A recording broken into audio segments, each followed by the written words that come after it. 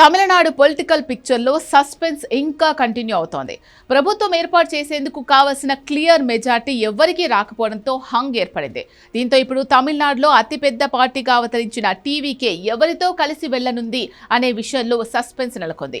108 స్థానాల విజయంలో లీడ్లో ఉన్న విజయ్ పార్టీకి ప్రభుత్వం ఏర్పాటు చేయడానికి మరో 10 మంది ఎమ్మెల్యేలు కావాలి. దీంతో ఇప్పుడు విజయ్ ఎవరితో కలిసి నడుస్తారు అనేది సస్పెన్స్ గా మారింది.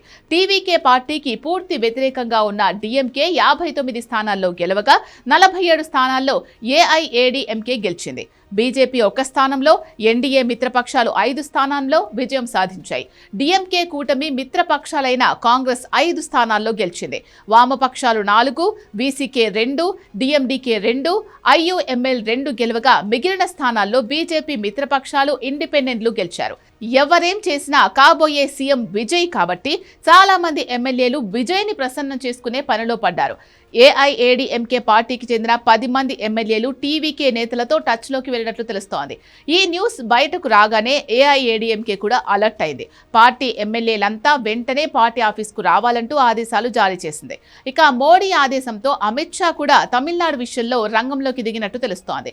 బీజేపీ మిత్రపక్షాలను కలుపుకొని ప్రభుత్వం ఏర్పాటు చేయాలంటూ విజయ్ని అమిత్ షా కోరినట్టు సమాచారం. కానీ బీజేపీ విధానాలకు తాను వ్యతిరేకమంటూ పార్టీ పెట్టినప్పుడే ప్రకటించారు విజయ్.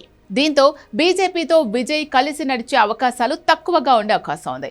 ఇక ఎవరి ఆఫర్ ఎలా ఉన్నా విజయ్ అడుగులు వేసే తీరు మాత్రం ఇంట్రెస్టింగ్ గా ఉంది. పార్టీలోకి వస్తాం అంటున్న నేతలు డిఎంకే మిత్రపక్షాల నేతలను కాకుండా ఇండిపెండెంట్ గా గెలిచిన ఎమ్మెల్యేల మీద విజయ్ ఫోకస్ చేసినట్టు తెలుస్తోంది. ఇండిపెండెంట్ ఎమ్మెల్యేలు టీవీకే పార్టీకి ఫేవరెట్ గా ఉన్న వాళ్లకు విజయ్ నుంచి ఆహ్వానం వెళ్ళింది. దాంతోపాటు తన పార్టీ ఎమ్మెల్యేలకు కూడా విజయ్ పిలుపునిచ్చారు. ఎమ్మెల్యే సర్టిఫికెట్తో సహా ప్రతి ఒక్కరూ ఇవాళ చెన్నైకి రావాలంటూ చెప్పారు. టీవీకే ఎమ్మెల్యేల కోసం ప్రత్యేకంగా రిసార్ట్ కూడా బుక్ చేశారు విజయ్.